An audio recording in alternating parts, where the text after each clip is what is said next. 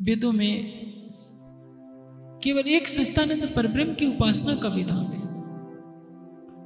एकम सद बहुधा विप्रवदन्त, परमात्मा एक है, उसके अनंत नाम हो सकते लेकिन परमात्मा एक ही है। सतपथ ब्राह्मण में स्पष्ट कहा गया है कि यो अन्याम देवताओं उपासते सह न वेद यथा पश्चिमी एव देवानाम। जो एक परमात्मा को छोड़कर अन्य की भक्ति करते हैं वो विद्वानों में पशु के समान है। लेकिन आज हिंदू समाज कहां इसको सुनने वाला है।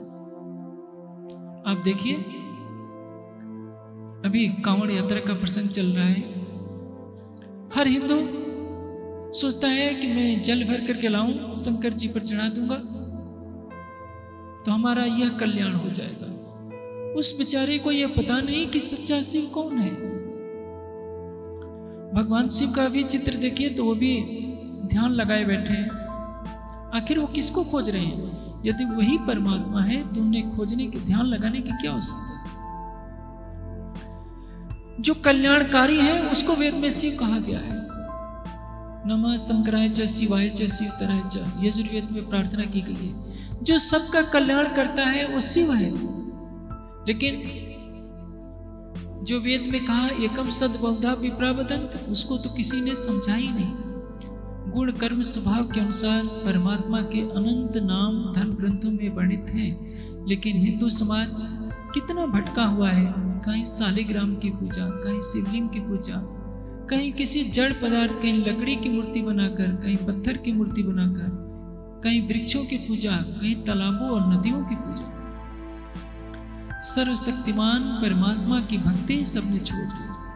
आदित्य वर्णा तमसा परस्तात् जिसको कहा गया है, जिसके लिए कहा गया है शुक्र ज्योति चित्र ज्योति सत्य ज्योति ज्योतिष्मान च, उसकी भक्ति सबने छोड़ दी। शालिग्राम को भोग लगाया जाएगा 56,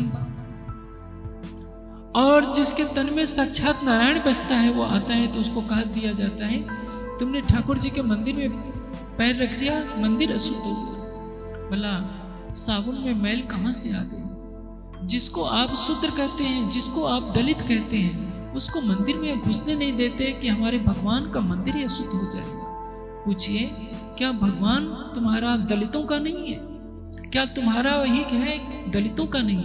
जो सारी सृष्टि का परमात्मा है वो तो सभी प्राणियों के हृदय मंदिर में है। क्या तुमने कभी गीता को पढ़ने का प्रयास किया जो कहती है कि ईश्वर सर्वभूतानां हृदये तिष्ठति अर्जुन? हे अर्जुन, परमात्मा सभी प्राणियों के हृदय मंदिर में है।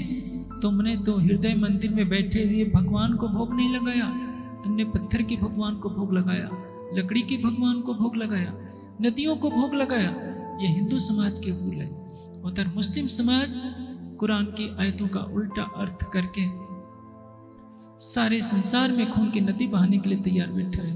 दोनों ही राह से भटके। धनी आए वेद कतेब छुड़ाने, ये 3 बातें चित्त में धर।